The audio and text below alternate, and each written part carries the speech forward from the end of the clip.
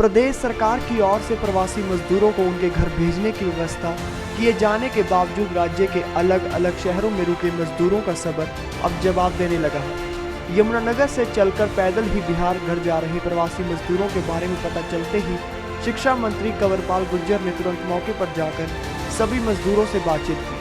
आपने रजिस्ट्रेशन करा लिया, आपकी सीट बुक है हमारे पास, लेकिन अगर आप यहाँ से चले गए ना तो आगे थारी कोई बुकिंग नहीं है। अरे यहाँ से बिहार पैदल तुम जा सकते हैं।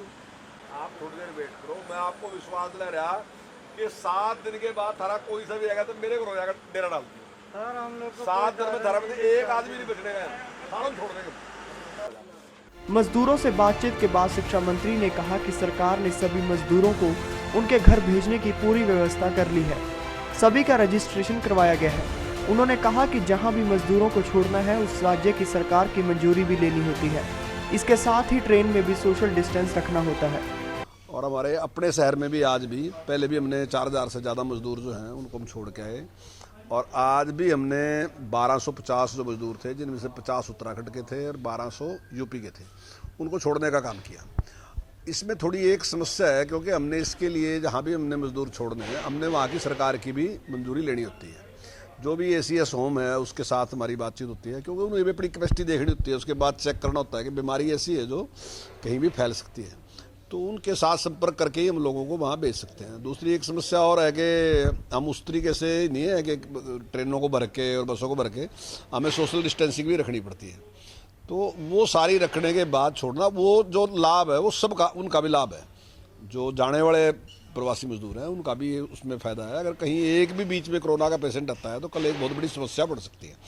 तो मेरा उनसे अनुरोध है कि सब के सब लोग अपनी जगह पर रहें। और सबसे बड़ी जो एक समस्या है वो इन लोगों के लिए, जाने अनजाने ये जो स्टेप उठाया ये इनके लिए बेहद खतरनाक है, क्योंकि यहाँ इन्होंने ऑनलाइन रजिस्ट्रेशन करा रखा अभी।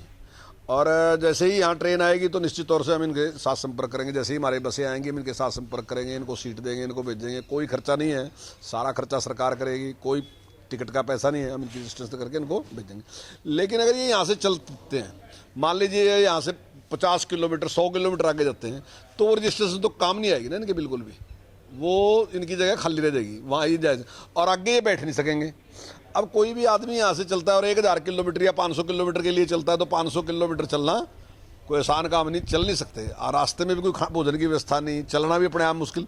50 किलोमीटर चलना ठीक है, 100 किलोमीटर चलना ठीक है, लेकिन 500 किलोमीटर 1000 किलोमीटर या 1500 किलोमीटर चलना संभव नहीं है। तो इस अड़बड़ाहट में कोई ऐसा निर्णय न लें जो इनकी जान के लिए खतरनाक साबित हो। भारत 9 के लिए यमुनानगर से सुमित अब्रॉय की रिपोर्ट।